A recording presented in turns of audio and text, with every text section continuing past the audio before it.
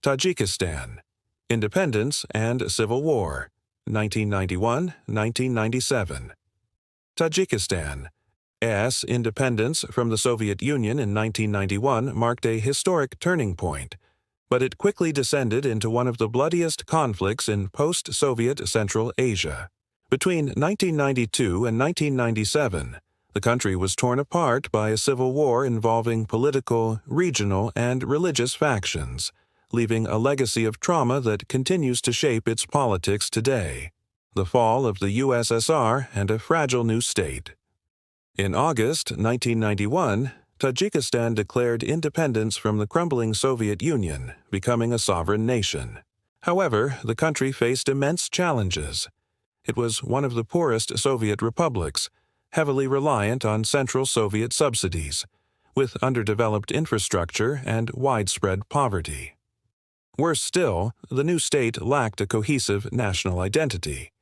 Regional divisions between the northern, Leninabad, now Sugd, central, Kulyab, southern, Garm, and eastern Badakhshan areas ran deep. Power struggles and clan rivalries simmered beneath the surface. The outbreak of civil war, 1992, Tajikistan held its first presidential elections in November 1991, resulting in the victory of Rahmon Nabiyev, a former Communist Party official. His win was disputed by a coalition of Islamist, democratic, and regional opposition groups who demanded political reform and broader representation. Tensions boiled over in May 1992, with mass protests erupting in the capital, Dushanbe. Violence soon followed as armed clashes broke out between militias loyal to the government and opposition forces. What started as a political conflict quickly morphed into a full-scale civil war. The factions involved. The pro-government forces, largely from the Kulyab region, supported by remnants of the Soviet military and backed by Russia and Uzbekistan. The United Tajik Opposition, UTO, a coalition of Islamists, nationalists, and Democrats with ties to Iran and Afghanistan. Local warlords and regional militias, often driven by tribal or territorial interests. The war was characterized by brutal violence, ethnic and religious targeting, assassinations, sexual violence, and the displacement of entire communities.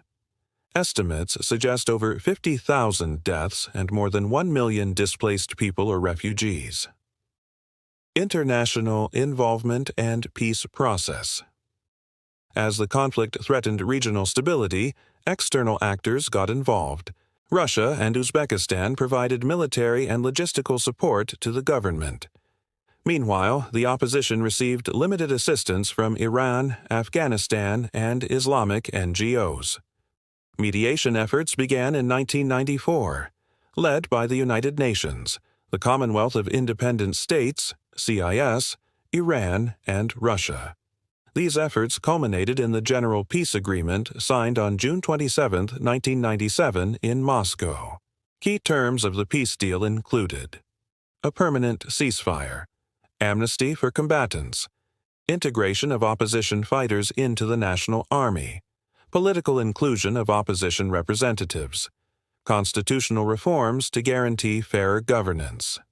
Aftermath: peace and authoritarian rule. Following the peace accord, Emomali Rahmon, who had emerged as the head of state during the war in 1992, remained in power.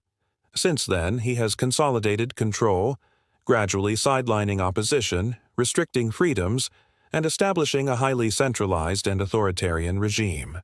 Although Tajikistan has enjoyed formal peace since 1997, it remains one of the poorest and most authoritarian countries in Central Asia, heavily dependent on foreign aid and remittances from migrant workers.